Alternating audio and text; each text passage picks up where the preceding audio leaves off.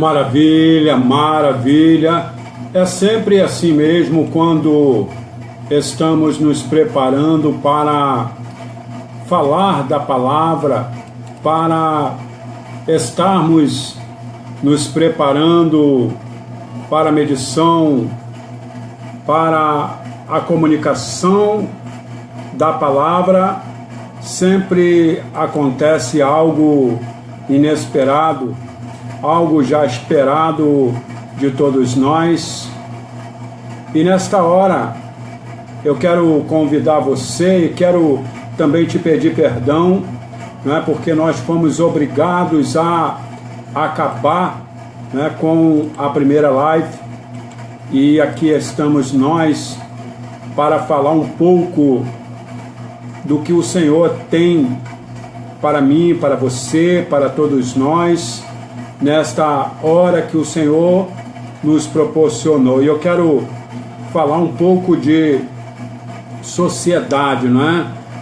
Falamos tanto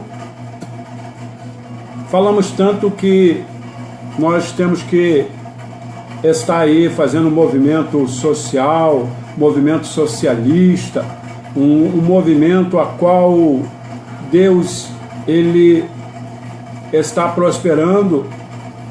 E eu quero trazer um pouco da palavra do Senhor, e o tema é tirado em Mateus 25, do 14 ao 30. Você pode estar acompanhando se você estiver em casa. Se você puder estar nos acompanhando, porque nós vamos estar tratando de coisas importantes e com toda certeza o Espírito Santo vai estar nos alertando em alguns detalhes a qual possamos estar percebendo que o Senhor quer de mim e de você. Então eu peço para você abrir os seus ouvidos espirituais neste momento. A parábola dos talentos.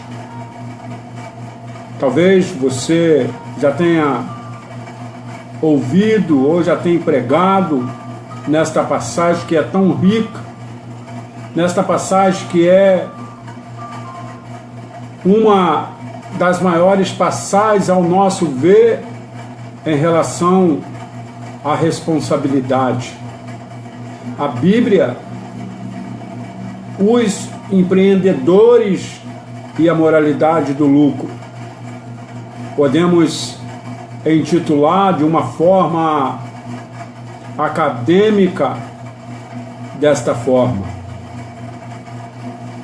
As parábolas de Jesus nos ensinam verdades eternas, mas também oferece lições práticas inesperadas para as questões mundanas. No Evangelho de Mateus, nesse texto que acabamos de anunciar, que é Mateus 25, do 14 ao 30, encontramos a parábola dos talentos de Jesus.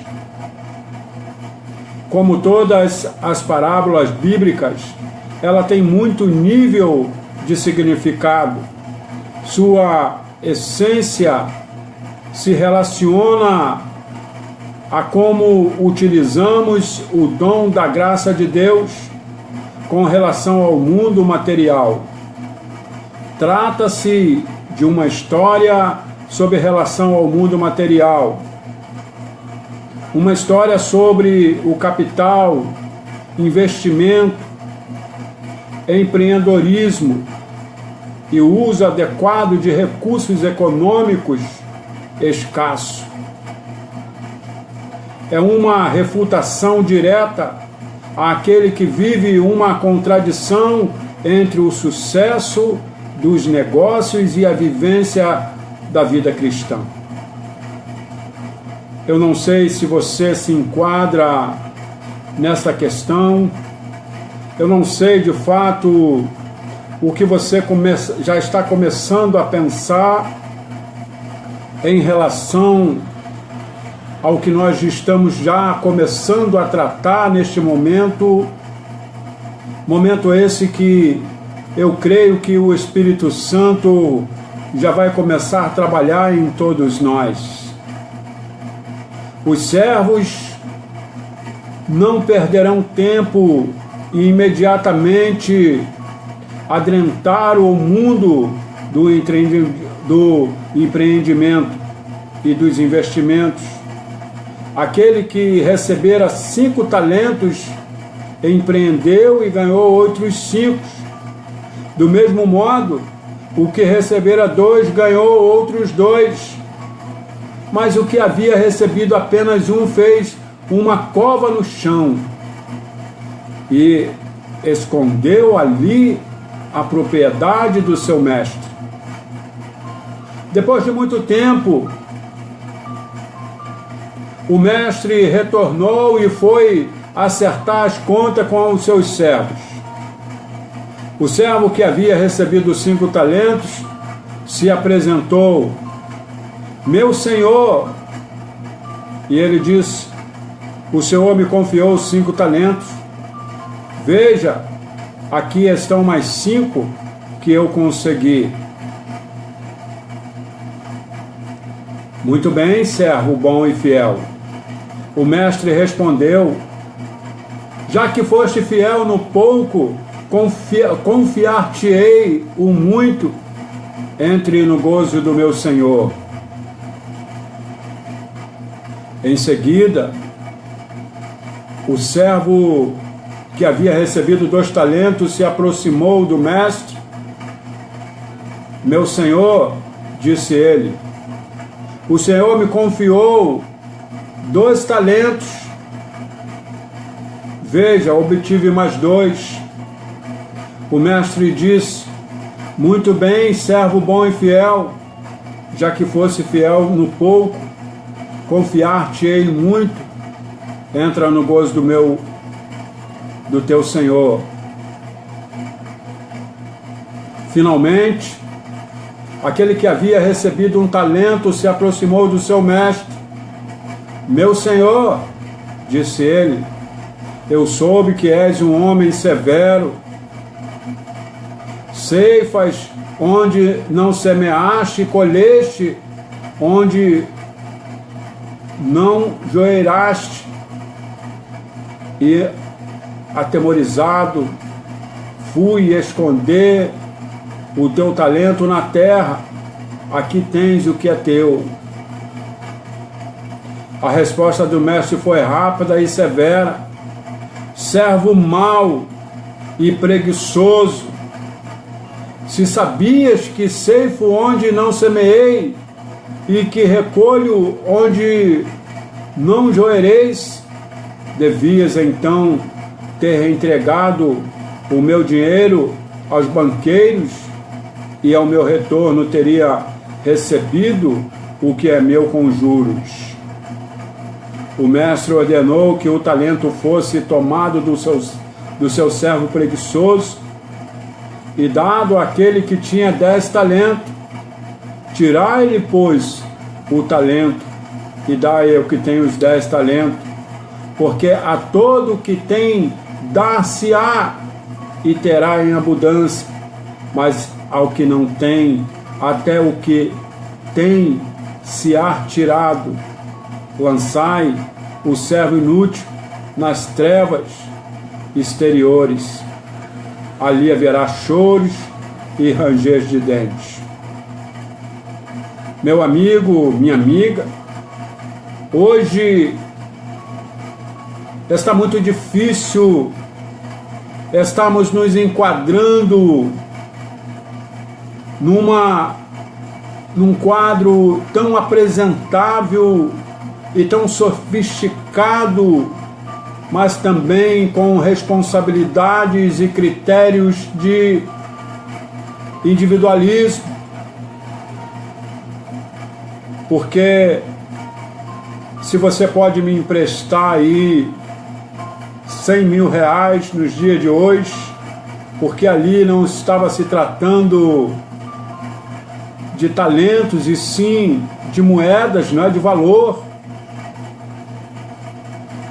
E aí, com a minha capacidade, eu estarei investindo esse dinheiro em algo que vai dar um retorno muito grande para as ambas partes.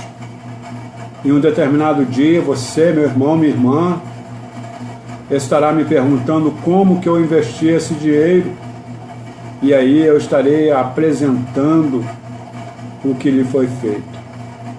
Essa não é a história que frequentemente ouvimos nos púlpitos e sermões. Nossos tempos ainda exaltaram uma ética socialista na qual o lucro é suspeito. E o empreendedorismo é visto como suspeita e desagrado. Porém, a história apresenta um significado ético facilmente perceptível e apresenta lições profundas que ajudam a compreender qual é a responsabilidade humana na vida econômica. Uma análise mais atenta. Nesta parábola, a palavra talento possui 2 significados. É uma unidade monetária, era a mais utilizada na época. O estudioso bíblico John Donovan relata que um único talento era equivalente ao salário de 15 anos de um trabalhador. Equivalente a muitos anos, trazendo para o real, que era muito comum. Portanto, talvez sabemos que a quantia dada a cada servo era considerável, uma grande quantia.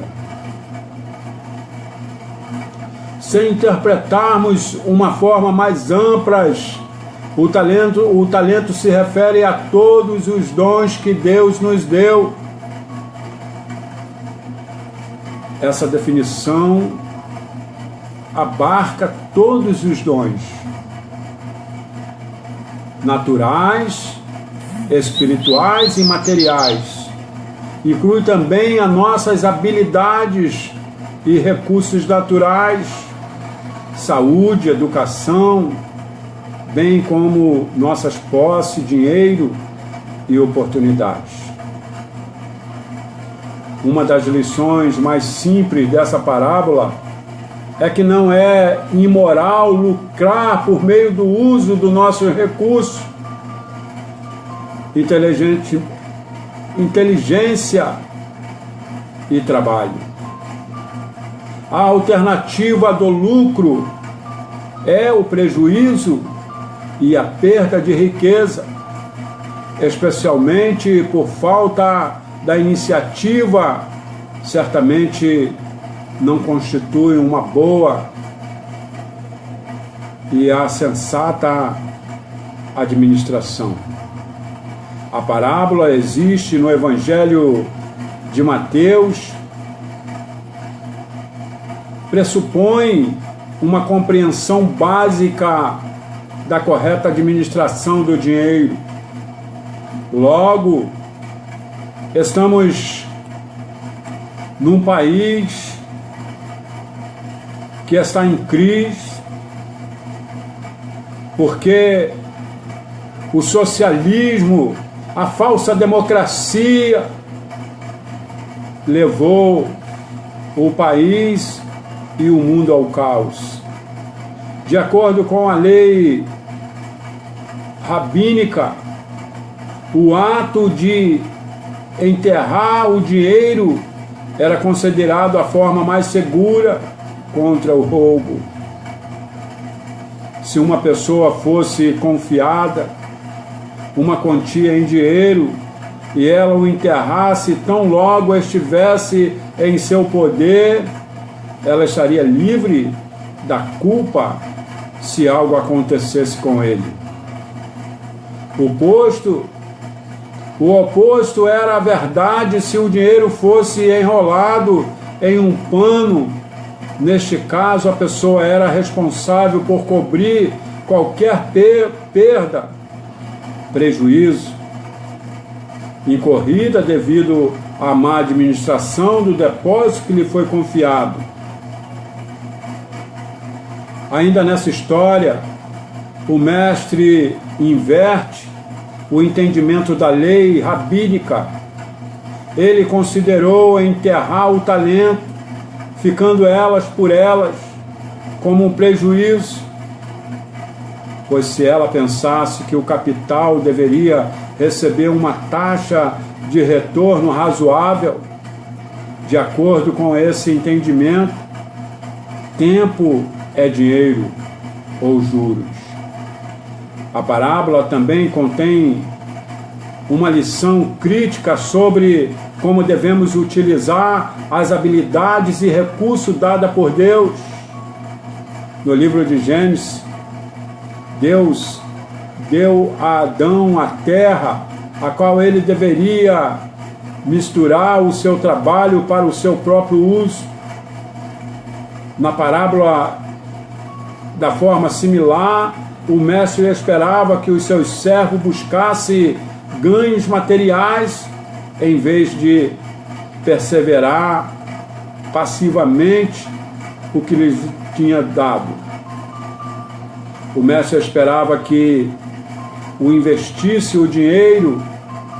O mestre ficou furioso diante da timidez do servo que tinha recebido um talento.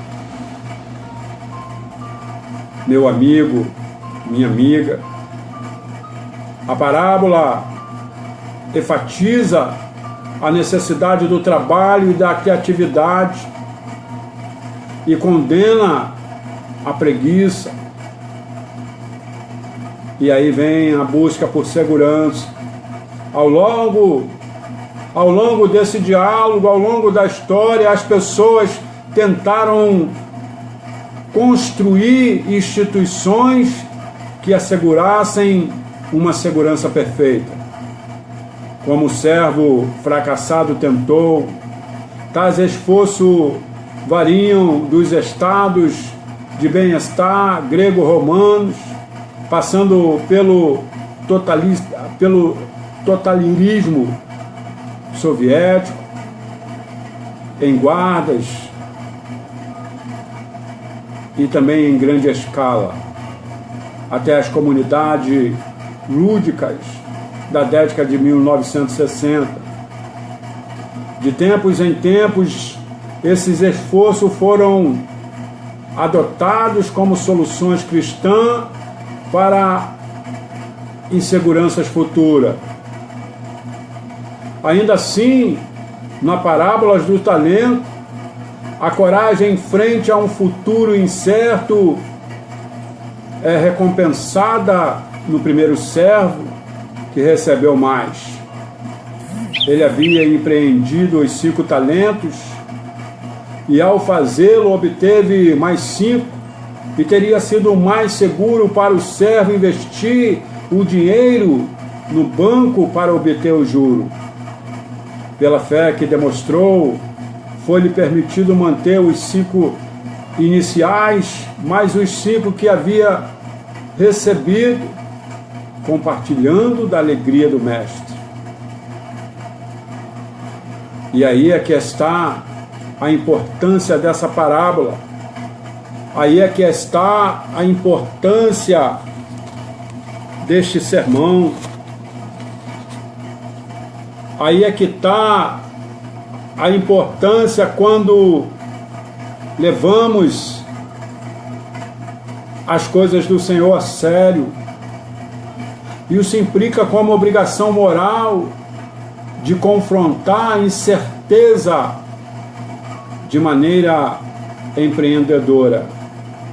E ninguém o fez melhor do que o empreendedor, muito antes de saber se haveria retorno aos seus investimentos ou ideias. Ele arrisca o seu tempo e a sua propriedade. Ele tem de pagar os salários dos seus empregados muito antes de saber se o seu empreendimento terá um retorno. Ele incorre em gastos muito antes de saber se preveniu os eventos futuros de forma acurada. Ele vê o futuro com esperança, coragem e um senso de oportunidade. Ao criar novos negócios, ele oferece alternativa para os trabalhadores, que agora podem optar por receber um salário e desenvolver suas habilidades. Talvez eu e você não sabíamos qual a importância dessa parábola ou dessa visão, porque então os empreendedores são frequentemente punidos como maus servos de Deus. Muitos líderes religiosos falam e agem como se o uso dos talentos e recursos naturais dos empresários em busca do lucro fosse imoral. Uma noção que deveria ser descartada à luz da parábola dos talentos. O servo preguiçoso poderia ter evitado o seu destino sombrio ao ser mais empreendedor. Se houvesse feito um esforço para compreender o dinheiro do seu mestre e retornado com os prejuízos, ele não teria sido tratado tão mal, pois ao menos teria trabalhado em nome do seu mestre. Empreendedorismo e ganância. E muitas vezes, meu amigo, minha amiga, você que está ligado conosco, você que está nos acompanhando, talvez este possa ser o seu caso. Talvez esse possa ser o seu. Nós estamos chegando aí ao final de mais um ano, onde as igrejas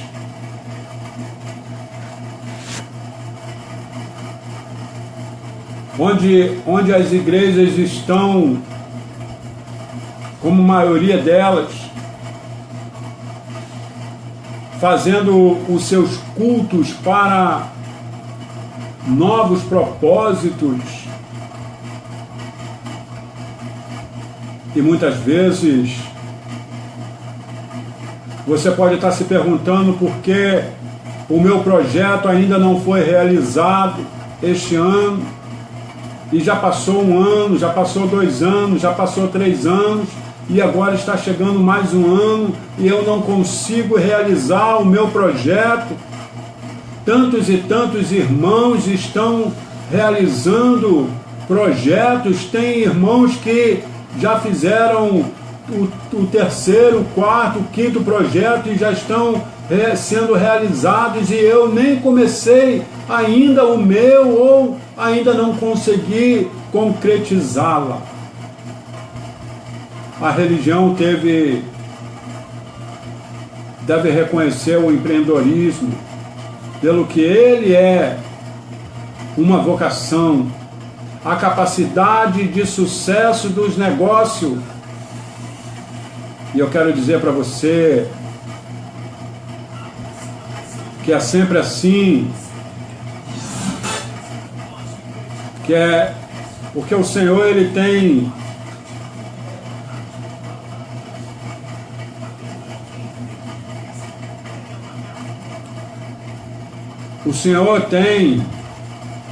falado tremendamente em nossos corações e muitas vezes nós não queremos ouvir. E muitas vezes estamos levando a sério coisas que não tem nada a ver com o nosso momento, a capacidade de sucesso. Talvez na bolsa de valores ou em banco de investimento é um talento, como outros dons, não deveria ser desperdiçado, mas usados em sua plenitude para a glória de Deus. Cristo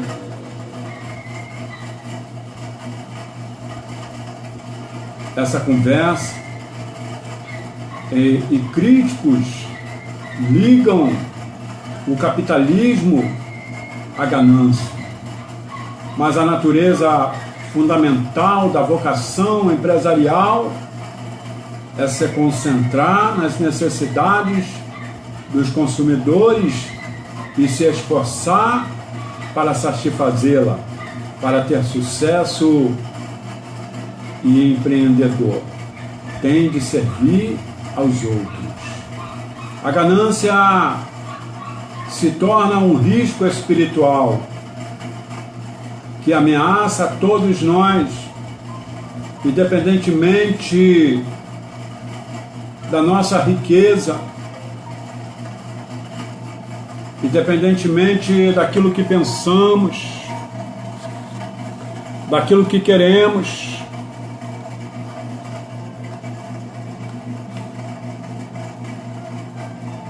Eu quero dizer para você, quando passa a haver um desejo excessivo ou insaciável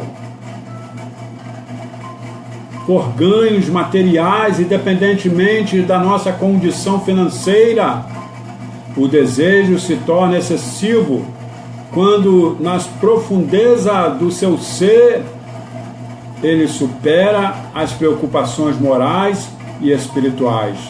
Mas a parábola deixa claro que a riqueza por si só não é injusta, pois o primeiro servo recebeu mais do que o segundo e o terceiro, e quando o lucro é o objetivo a ser alcançado pelo uso do talento empresarial, isso não confira ganância, é apenas o uso apropriado do dom.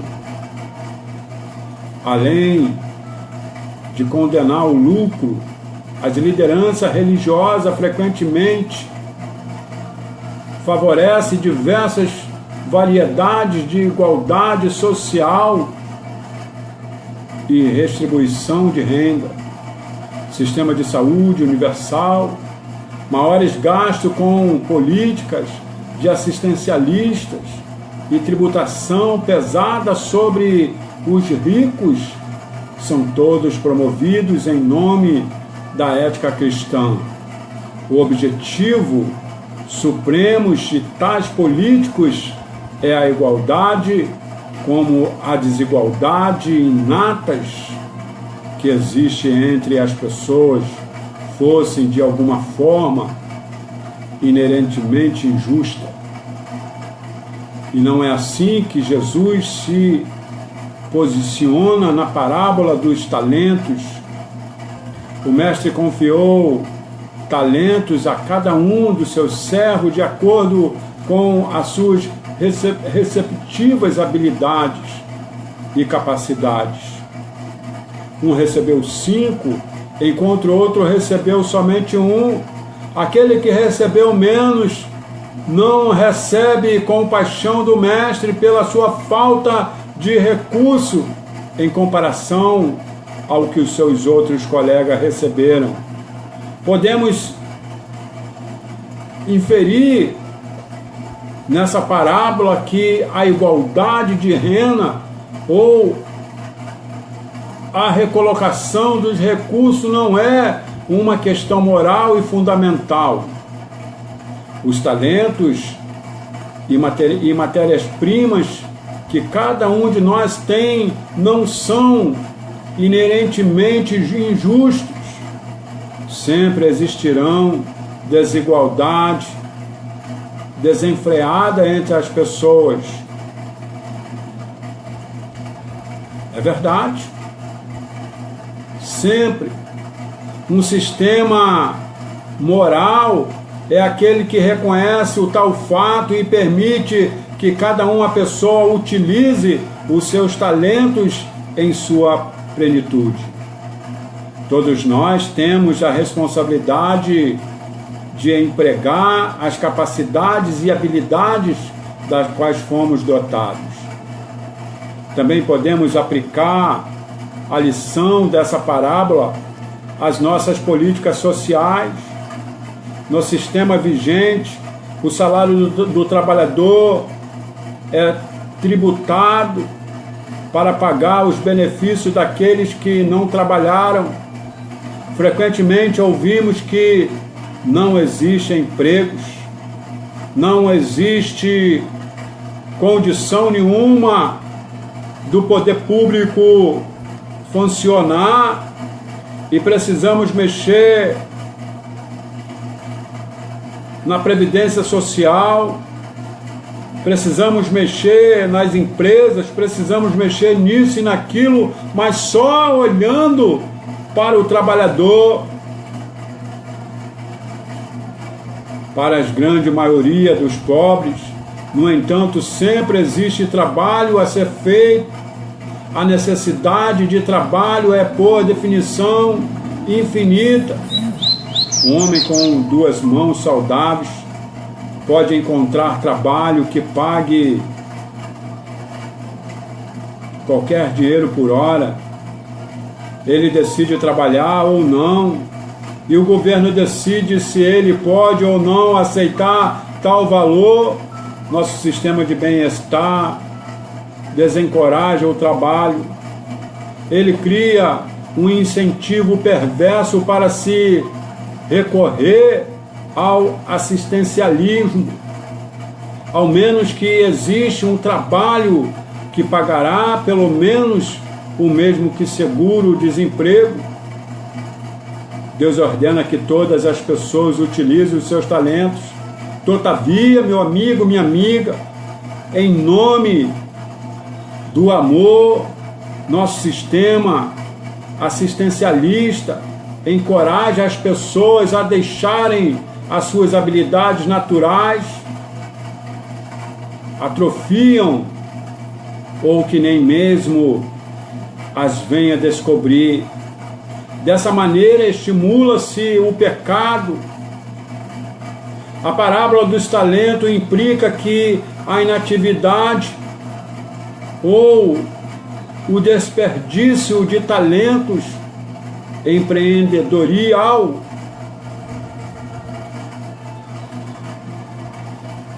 incita a ira de Deus.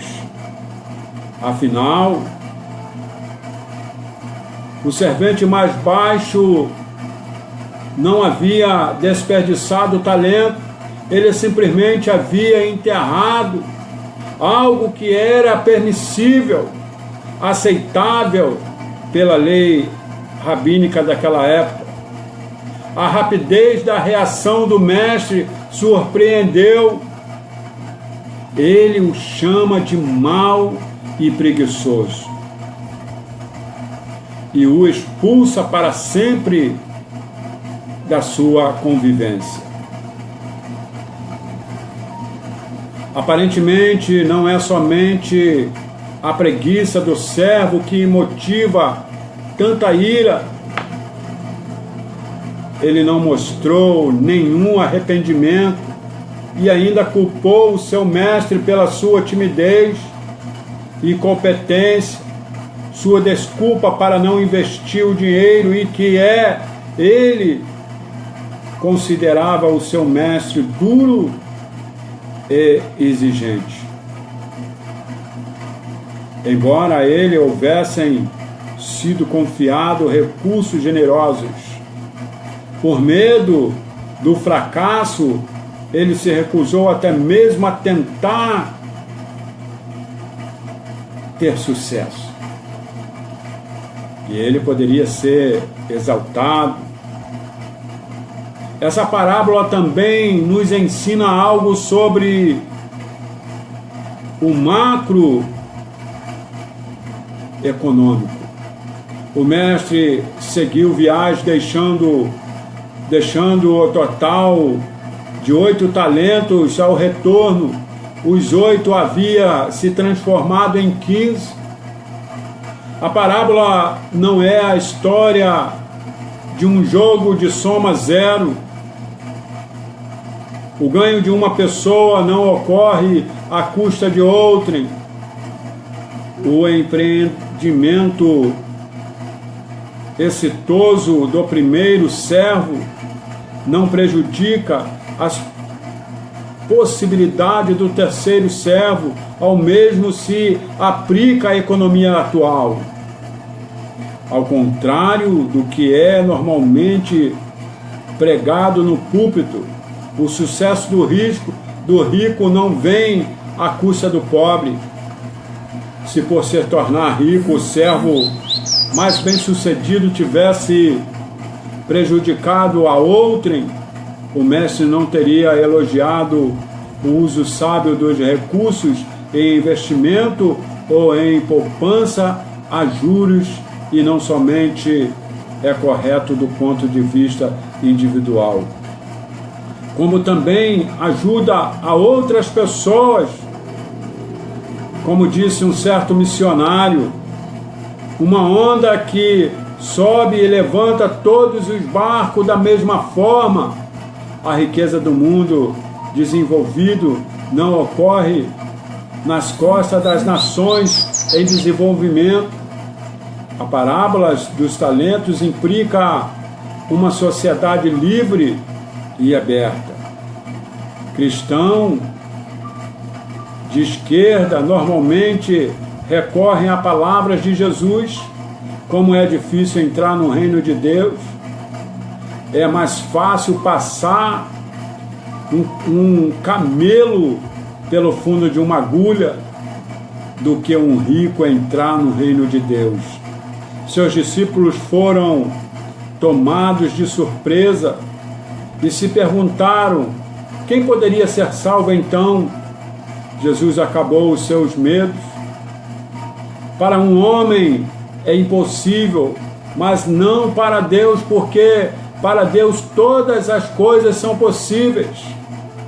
Isso não significa que o nosso sucesso material nos afastará do paraíso. Implica isso, sim, a necessidade de levarmos uma vida moralmente a qual deve estar acima de qualquer preocupação com os bens materiais. Nossa preocupação para com Deus deve ser a mesma que os servos tiveram com relação aos interesses do seu mestre enquanto buscavam o lucro permanente, verdade que não obstasse todas as nossas posses e feitos terrenos. Dependemos completamente de Deus para alcançarmos a salvação. Você está nos entendendo, meu amigo? Você está nos entendendo? Todas as pessoas de fé deveriam trabalhar tenazmente para acabar com a divergência entre religiões e economia. Essa parábola de Jesus é um bom ponto para começar a incorporar a moralidade do livre mercado e da livre iniciativa à ética cristã. Que Deus te abençoe nesse dia e nesta hora, que você possa verdadeiramente estar entendendo o que é o propósito do nosso Deus. E muitas vezes eu quero dizer para você que é assim que funciona. Em outras palavras, eu posso dizer para você que aqueles homens talvez não passasse em sua mão ou em sua mente que aquele senhor poderia voltar e falar o que falou, ou que de uma maneira mais eficaz ele poderia estar guardando ou estar convivendo de maneira ética uma realidade que se passa comigo e com você. Nós não queremos aqui estar falando coisas que não são, ou que coisas que talvez possam estar querendo mudar a regra do jogo. Não, porque nós falamos de socialismo esses dias estávamos vendo um programa de televisão e de repente entrou aquela abençoada propaganda política. E aí o camarada falou que o socialismo é um bem comum, que é a saída do Brasil a qual nós nos encontramos. E eu pergunto para você nesse horário, diante do que foi colocado aqui, você ainda poderá dizer que o socialismo, esse socialismo que está acabando com o Brasil, esta democracia que não é uma democracia, que está acabando com o mundo, exatamente por não querer obedecer uma regra que é da Bíblia, uma regra que é determinada àqueles povos antigos. E aí eu quero dizer a você, ou quero perguntar a você como você quer entender.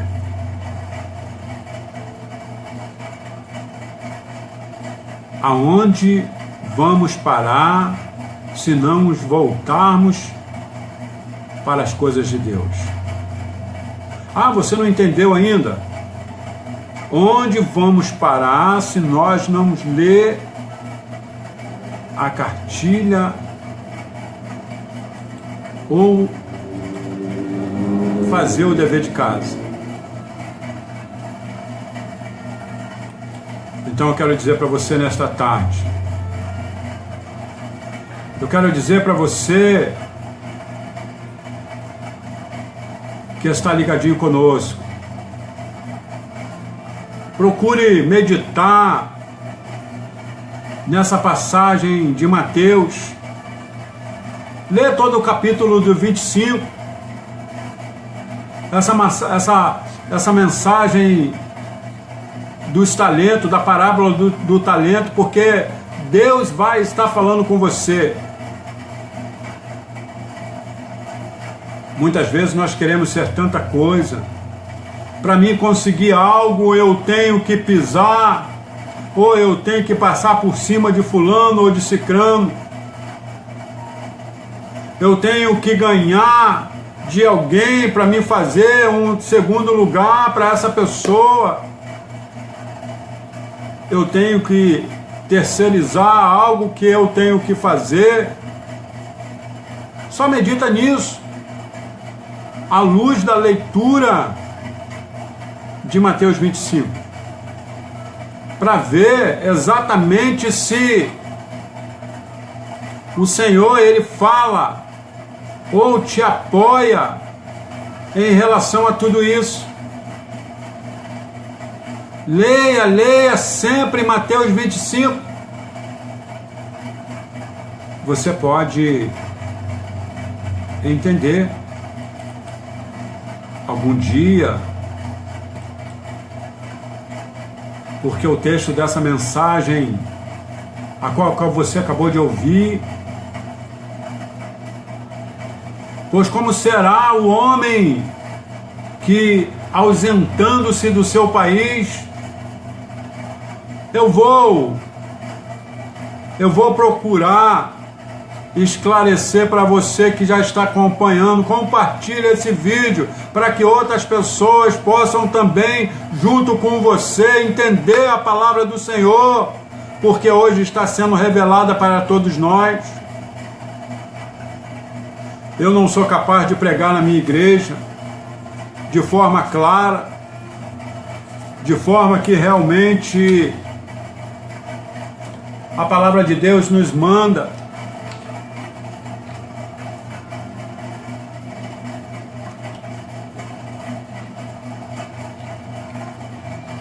Mateus 25 nos fala o quadro atual a qual nós nos encontramos hoje. De uma certa forma, eu e você temos culpa.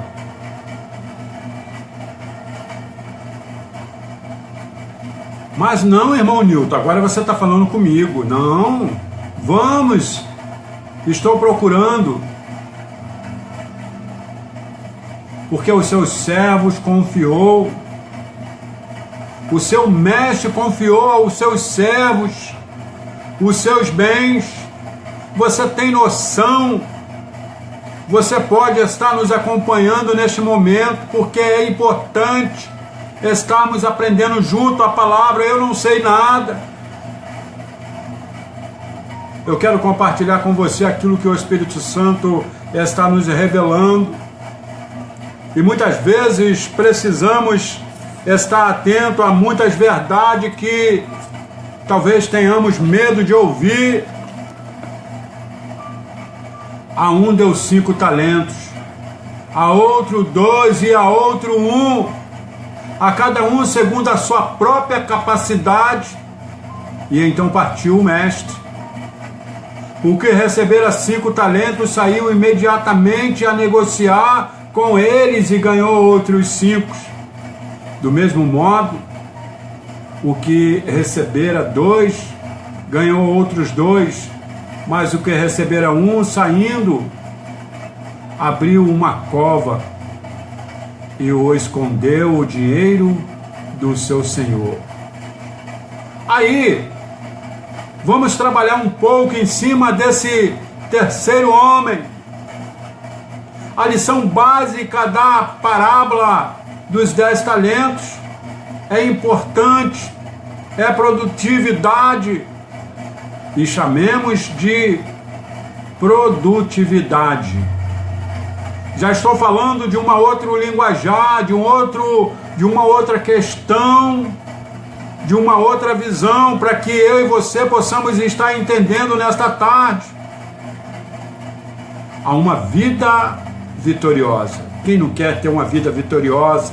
Uma vida com um dinheiro favorável para viver, de uma transformação de caráter ou de uma aquisição de virtude da vida cristã, que hoje Está muito difícil vermos isso. Enfim, a produtividade da vida do cristão depende do tipo de relação que o servo tem com o seu Senhor. Você concorda com isso? Quanto mais intimidade eu tenho com o Senhor, mais eu tenho a possibilidade dele confiar os seus talentos para mim. Abra os seus ouvidos espirituais e entenda que o Espírito Santo está falando com você. Você está rico? Você está produzindo bem, honestamente falando? O Senhor está se agradando de você. Você está ficando rico duvidosamente? O Senhor vai cobrar de você. Os dois primeiros servos da parábola tinham uma relação de amor e confiança para com o seu Senhor. Acabei de falar isso. O Senhor acreditava neles e eles o amavam, respeitavam e o admiravam. Mas aí, irmão Newton, como que é isso? Me explica isso. Acabei de falar com você. Se eu tenho mais intimidade com o Senhor, mais Ele vai me confiar os seus talentos. Estou repetindo para você entender. A coisa é muito séria.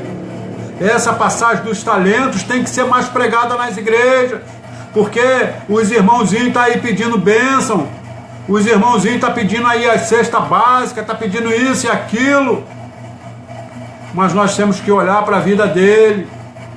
Nós temos que olhar para ver o que ele fez lá atrás ou o que ele continua fazendo atrás dos bastidores. Ele começa a enterrar os seus talentos e aí o Senhor começa a cobrar dele. E nós, sem sabermos de nada, estamos lá para ajudar.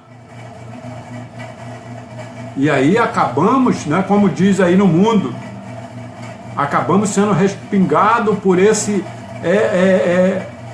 com essas coisas que o Senhor está punindo o cidadão. O Senhor acreditava naqueles dois. O Senhor confiava naqueles dois. O Senhor tinha carinho por aqueles dois.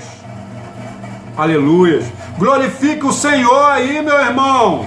Não glorifique o Senhor só quando o irmão ou irmã diz para você que você é um abençoado, que você vai receber isso e aquilo, não. Quando você receber uma palavra dura, você tem que glorificar o nome do Senhor, porque isso significa que o Senhor não se esquece de você. O Senhor não desiste de você. Ainda que você esteja enterrando talentos.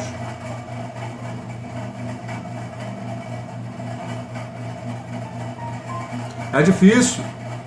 Eu sei que é difícil. Então, quando o Senhor foi embora, eles trabalharam com os talentos que o Senhor lhe deixou. E quando ele voltou, o que aconteceu, meus irmãos, minhas irmãs?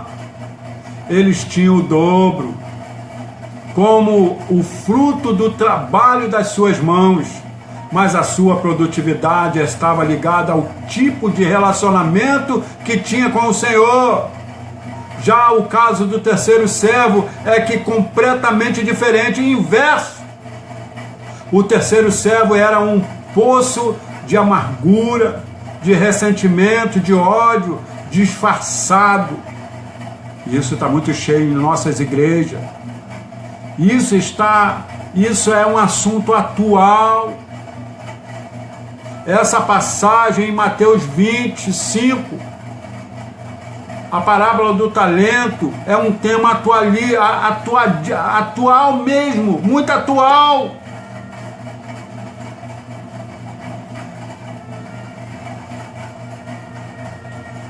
Era servo, servia, trabalhava para o Senhor, mas no fundo desejava vê-lo morto.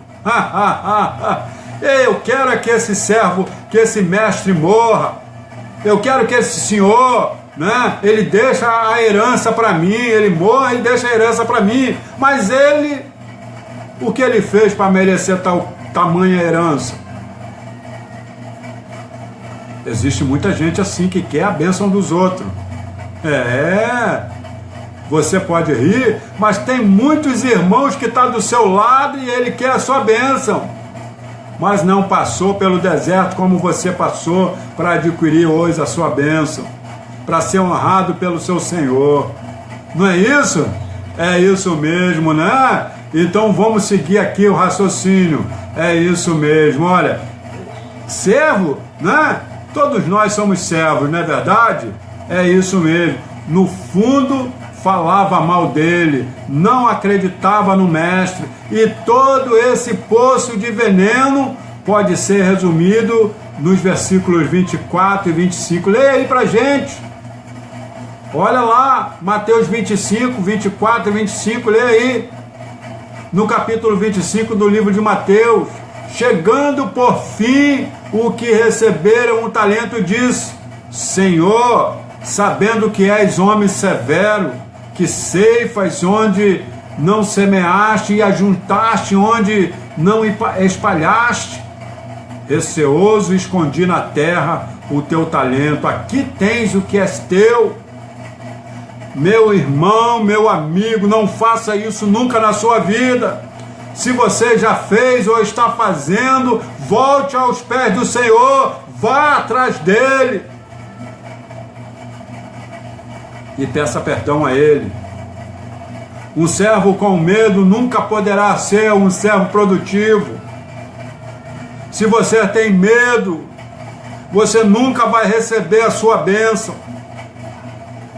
Se você é receoso, você nunca vai ter intimidade com o Senhor. Se você não tem intimidade com o Senhor, você não tem possibilidade nenhuma de receber os benefícios do Senhor. Não sou eu que estou falando, é a passagem a qual nós estamos estudando junto, porque serve para mim também, porque eu estou ouvindo.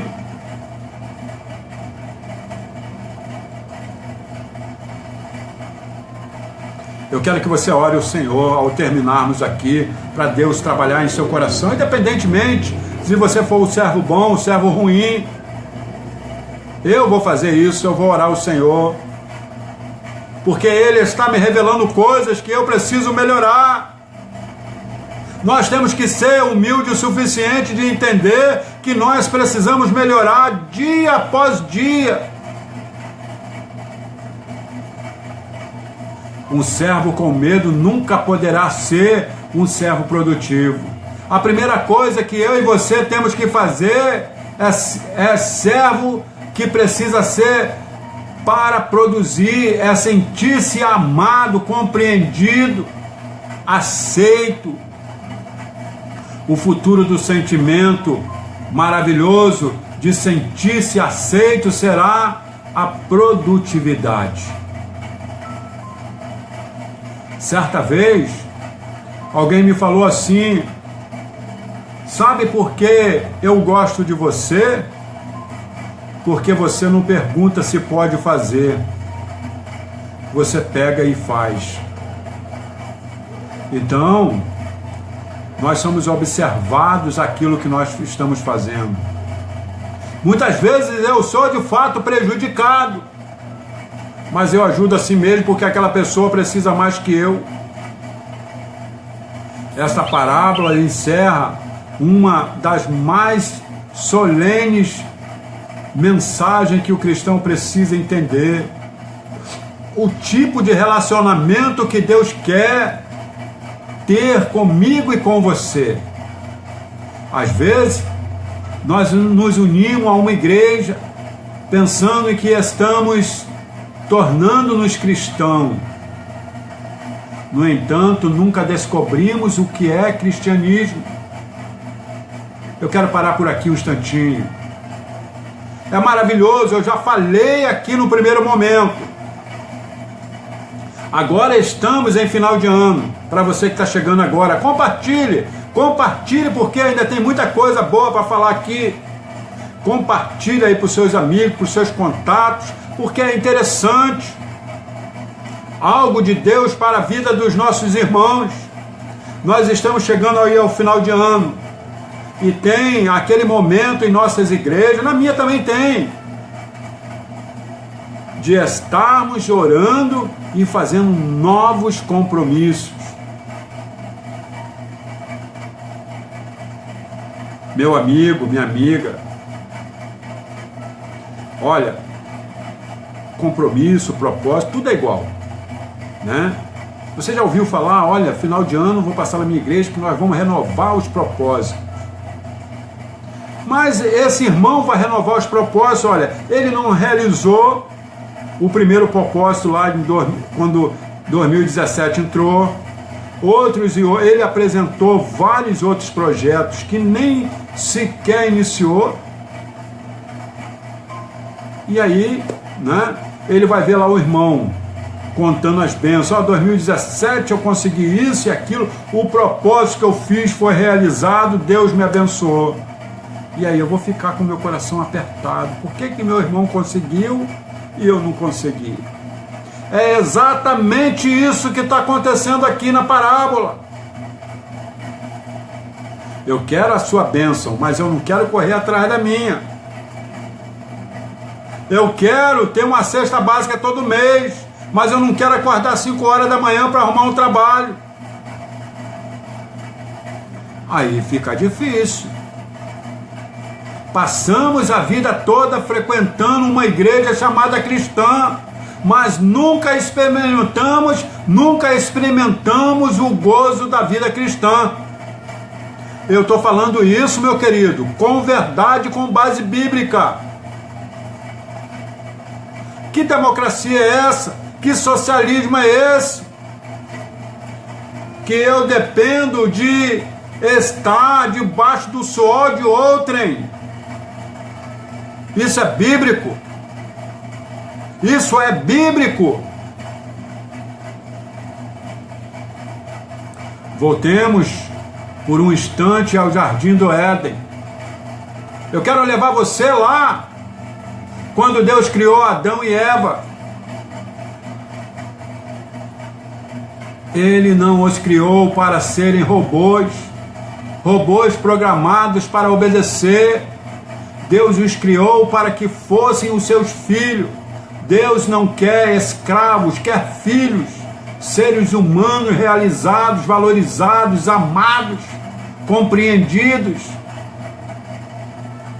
Se olharmos para a Bíblia, meu amigo, meu irmão, veremos que o relacionamento que Deus teve com Adão e Eva foi um relacionamento de pai para filho. Todos os dias Deus chegava ao jardim e Adão e Eva jogavam-se nos braços do Pai. Havia uma relação de confiança, de amor, de companheirismo. Sabe, quando apareceu o medo, quando o ser humano tentou fazer-se o Deus da sua própria vida, quando ele usou o mal, a liberdade que Deus lhe tinha confiado, porque parte do amor de Deus era a liberdade. Leia lá, meu amigo. Muitas vezes nós não temos essa visão, porque Deus não está preocupado com o que você está querendo, mas Deus está preocupado com o melhor para você. Mas como na vida tudo tem uma lei, tudo na vida tem um critério, tudo na vida você tem que estar se apresentando ao seu superior, Deus nunca poderia dizer, eu amo o meu filho. Se o tivesse criado sem liberdade, a expressão do seu amor era a liberdade, liberdade para fazer o bem ou para fazer o mal.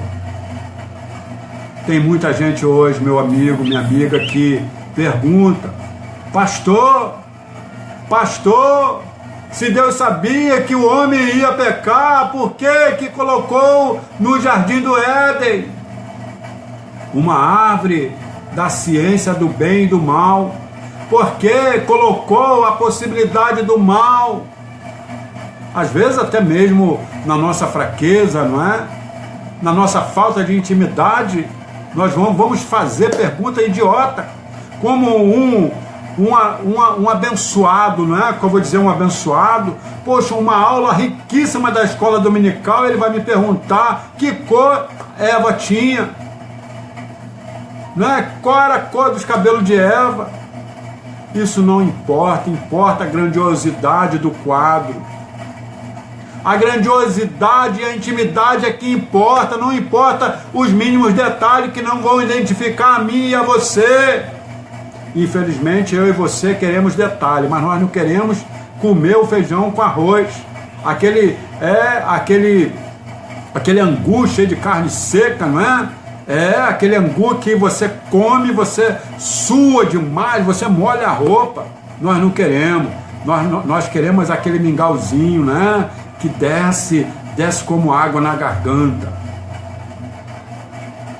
Meu amigo, veja bem, se Deus ao criar o mundo não tivesse colocado diante do homem a possibilidade do mal, o ser humano não seria livre, o ser humano seria escravo do bem, ele seria bom unicamente porque não existia a possibilidade de ser mal.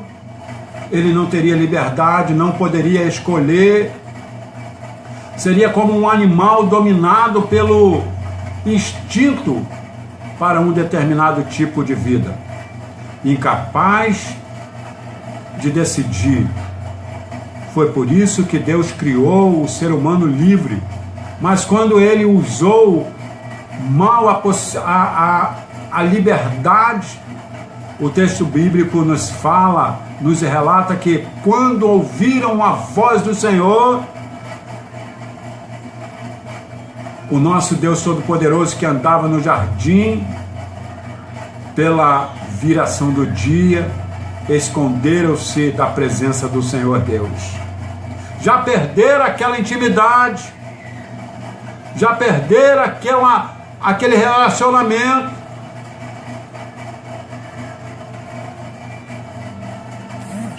E a sua mulher, por entre as árvores do jardim. Então veio a grande pergunta, que vemos por versos seguintes: chamou o Senhor Deus ao homem e lhe perguntou: onde estás? E desde aquele dia, o grande pergunta que Deus tem dito: Pedro, onde estás você? Francisco, Aparecida, Rosa, Maria, Joana, José, Rubens, onde está você? E aí vem a resposta do homem: escondido atrás da árvore, seminu, com vergonha, arruinado, quebrado por dentro da culpado, atormentado pela consciência. Senhor, tive medo de ti. E medo, e aí me veio a ideia, a grande ideia, de me esconder do Senhor. Não é fácil. Meu querido, minha querida, num cristianismo sábio, não pode haver lugar para o medo. O medo é fruto do pecado. Antes da entrada do pecado não existia medo. Deus nunca desejou que o relacionamento que ele tivesse com os seus filhos existisse a palavra medo. O medo é fruto do pecado. O que acontece com os nossos dias? Porém, em nome de Deus e em nome da religião, eu falo isso, religião, muitos líderes religiosos estão criando a sua religião, a religião do medo. É muito sério, meu amigo. Ensinam a temer a Deus, ensinam a ver Deus como aquele soberano sentado em seu trono, como uma vara na mão, olhando para a terra, como o objetivo de ver quem é o malcriado que se comporta mal, para castigá-lo. Desta criancinha crescendo com este conceito. Se eu for do bem, Deus me ama. Se eu for do bom, Deus me ama.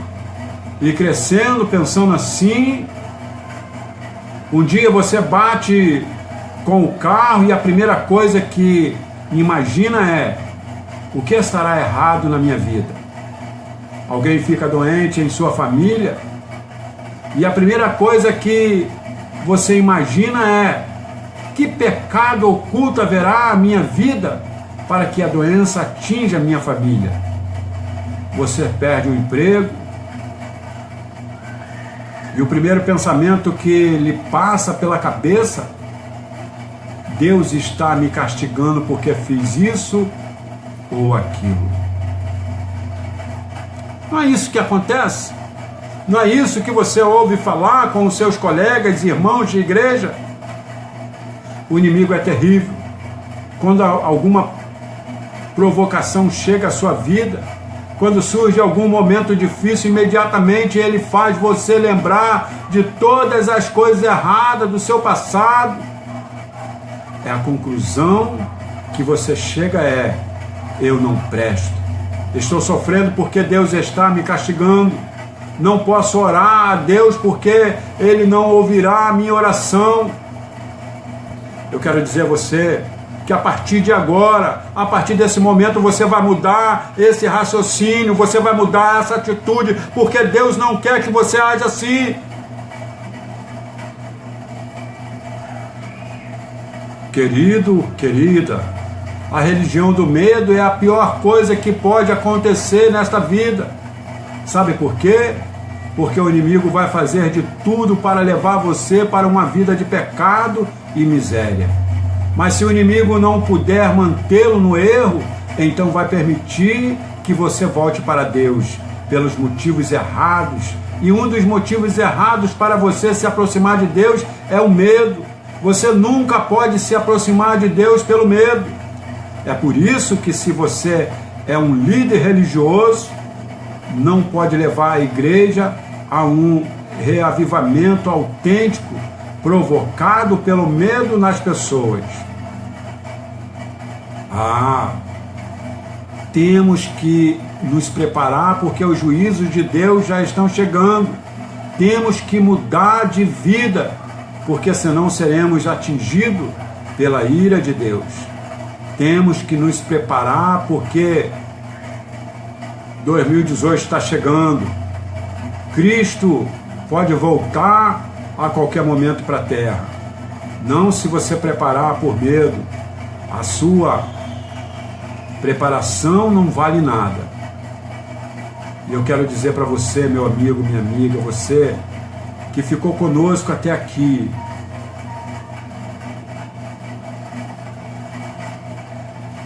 eu quero dizer, a Bíblia está cheia de exemplos de um pai que espera, que procura, que chama, que não perde as esperanças.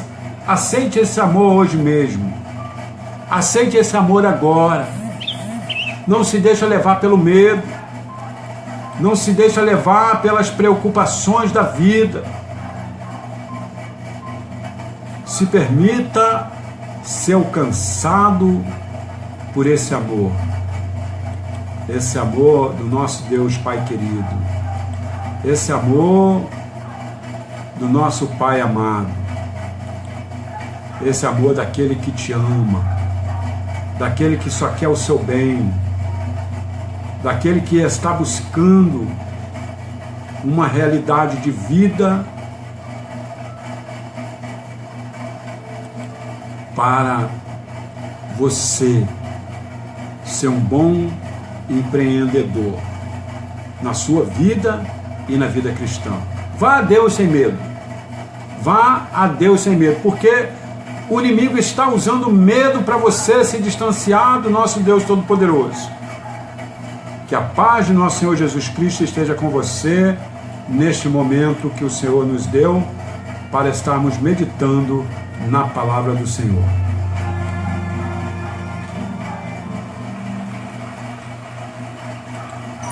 Você está ouvindo o programa Palavras de Vida.